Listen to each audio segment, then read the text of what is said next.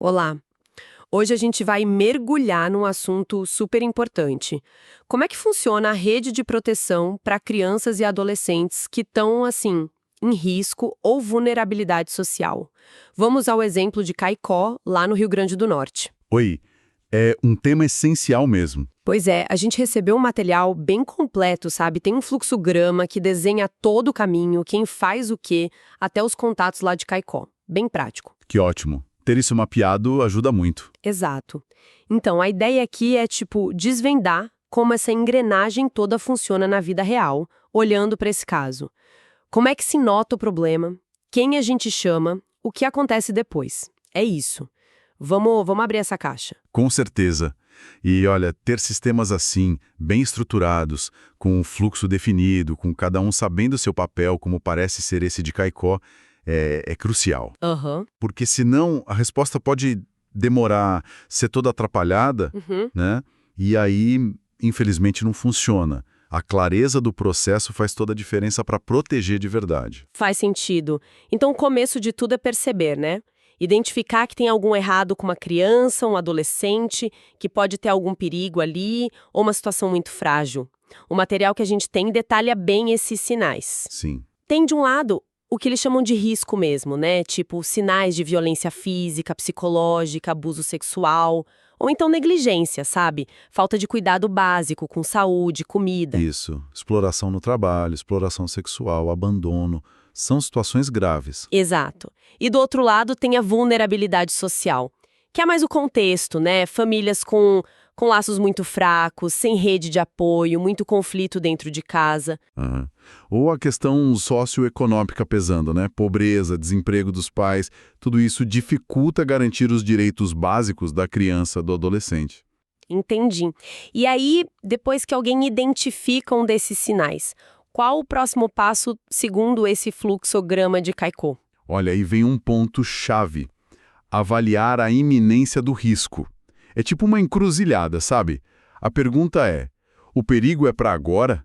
Precisa fazer algo imediatamente para proteger? Certo.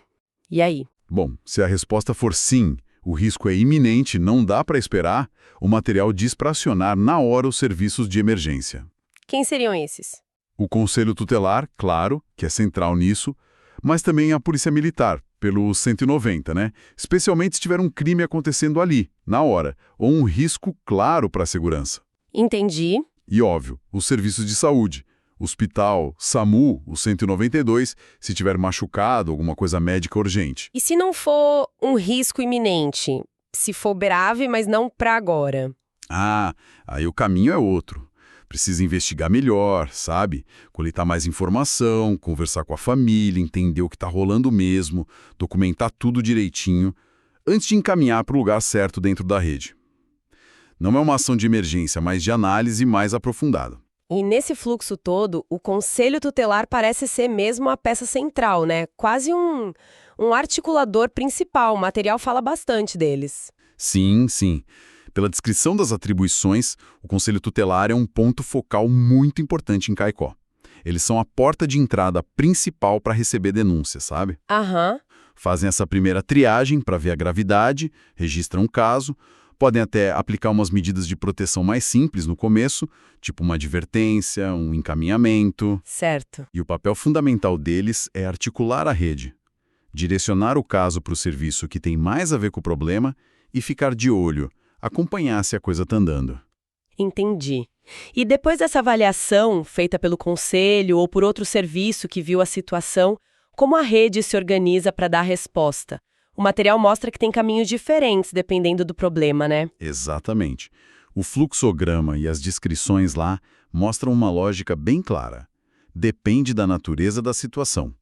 Se for um caso de risco claro ou violação de direitos já confirmada, tipo violência, abuso, negligência mais pesada, Sim. aí os encaminhamentos podem ser mais complexos e envolver mais gente. Nesses casos, pode entrar o CREAS. Que é o Centro de Referência Especializado de Assistência Social, né? Isso, exatamente, que está mais preparado para lidar com essas violações mais graves. Muitas vezes eles incluem a família no PAF, que é um programa de acompanhamento bem específico para essas situações. Certo. A Polícia Civil também pode ser chamada para investigar se teve crime, né? inclusive a DEAN, a Delegacia da Mulher, porque a gente sabe que violência doméstica e proteção da criança estão muito ligadas. Verdade. E as unidades de saúde, hospitais, eles têm um papel crucial de avisar o conselho tutelar ou a polícia se identificarem sinais de violência ou até suspeitas graves, como, sei lá, tentativa de entrega ilegal de bebê. Nossa, e se o problema maior for a vulnerabilidade social? Tipo, a pobreza, a dificuldade da família em acessar as coisas. Nesse caso, o caminho principal, pelo que está no material, vai mais para assistência social básica e para a saúde ali da comunidade. Os CRAS, imagino. Exato. O CRS, Centro de Referência de Assistência Social, é o ator principal aí. O trabalho deles é mais na prevenção, em fortalecer os laços da família, da comunidade, ajudar a conseguir os programas sociais. Entendi. As unidades básicas de saúde também são chave. Acompanha as famílias, né? Muitas vezes pelos agentes comunitários de saúde, os ACS, que vão nas casas, conhecem a realidade e podem ver logo cedo se tem alguma necessidade ou risco começando. E as escolas? Fundamentais. As escolas estão ali no dia a dia, né? Observam a frequência do aluno, o comportamento, podem pegar sinais de alerta e precisam comunicar ao conselho tutelar. Além, claro, de garantir que a criança esteja na escola, que é um direito. Ou seja, não é um caminho único para todo mundo. A rede direciona para o lugar certo dependendo do que está acontecendo. Isso mesmo. É uma resposta especializada. E além desses serviços de assistência, saúde, educação, o sistema de justiça e segurança também está nessa rede de CAICó, né? Com certeza. Eles entram mais quando a coisa envolve crime, risco imediato, ou quando precisa de uma medida legal mais forte, sabe? A PM, Polícia Militar, atua na emergência, no 909 e nos flagrantes. Certo. A Polícia Civil, como a gente falou, investiga os crimes. O Ministério Público, o MP, é tipo o fiscal da lei e dos direitos das crianças. Eles podem entrar com ações na justiça para proteger, pedir acolhimento em abrigo ou até a perda do poder familiar em casos extremos. E também cobram que a própria rede funcione direito. Entendi. E o judiciário? O poder judiciário é quem bate o martelo nas decisões mais sérias, né? Medidas protetivas mais complexas, como o acolhimento mesmo, ou determinar como vai ser o processo para garantir os direitos da criança, tipo depoimento especial para não revitimizar. Pública também, né? Sim. A Defensoria e os NPJs, que são os núcleos de prática jurídica das faculdades locais, como a UFRN e a FCTS, lá em Caicó. Eles garantem advogado de graça para quem não pode pagar para defender os direitos na justiça. É bastante gente envolvida. É sim. E o material cita também a Patrulha Maria da Penha, que mostra essa conexão importante entre a violência contra a mulher e a proteção das crianças que vivem nessa situação. Uma rede bem ampla mesmo. E sabe uma coisa que eu achei muito legal no material de Caicó? Eles destacam o papel de qualquer pessoa. Isso é fundamental e está lá no Estatuto da Criança e do Adolescente, o ECA. A responsabilidade é de todo mundo, não só do governo. Exato. Qualquer pessoa que veja ou saiba de uma situação de risco ou de violência contra a criança ou adolescente tem o dever de avisar as autoridades. E o material de Caicó reforça isso. Façam a denúncia. Pode ser anônima, inclusive pelo Disque 100, que é nacional e funciona 24 horas. Importante lembrar desse número. Muito. E o material também fala para avisar se parecer que a rede está demorando para agir, ou para ligar para 190 da PM ou para o Conselho Tutelar se for uma emergência mesmo. É um chamado para a comunidade participar, sabe? E nesse ponto o material que a gente tem é bem pé no chão, né? Lista os telefones, e-mails dos serviços lá de Caicó, deixa a informação na mão, além de reforçar esses números nacionais como o Disque 100, o 190 e outros de emergência como o SAMU, 192 e Bombeiros 193. Exatamente. Facilita muito o acesso. E tem um último ponto que o fluxograma deixa claro. O trabalho não acaba na primeira ajuda. Como assim? É um ciclo, sabe? Proteger, reavaliar, acompanhar e ajustar.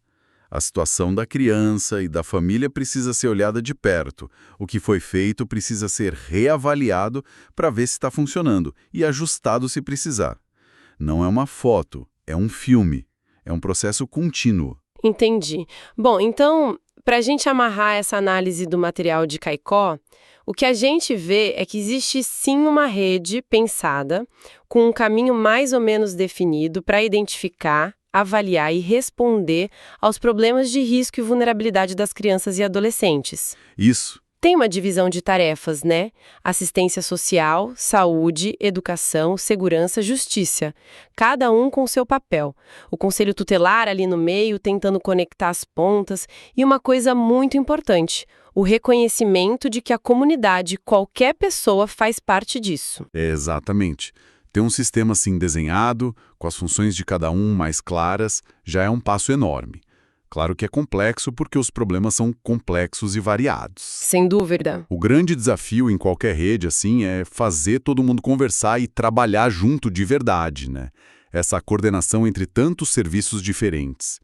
Mas a força de um modelo como esse de Caicó parece estar nessa tentativa de deixar claro o papel de cada um e ter esse olhar duplo. Agir na crise, no risco, mas também trabalhar na prevenção e no apoio para quem está vulnerável. Isso me leva a pensar se essa estrutura toda com fluxograma, contatos, está montada para agir quando o problema já apareceu ou está quase explodindo. Exato. E aí surge uma questão importante que vai além desse fluxo de reação, né? Qual seria? Sabendo que existe essa rede para intervir depois que algo aconteceu, o que mais a gente pode fazer? A comunidade, as instituições, cada um de nós. Não só para ajudar essa rede a funcionar melhor, mas principalmente para agir antes. Que tipo de ação poderia, de fato, prevenir que essas situações de risco e vulnerabilidade aconteçam? Como criar um ambiente mais seguro, mais protetor para todas as crianças e adolescentes desde o começo? Uma ótima reflexão para a gente terminar. Fica aí o pensamento. Como ir além de só reagir ao problema e construir ativamente comunidades que protejam mais, que fortaleçam as famílias e que previnam a violência e a negligência antes mesmo delas surgirem.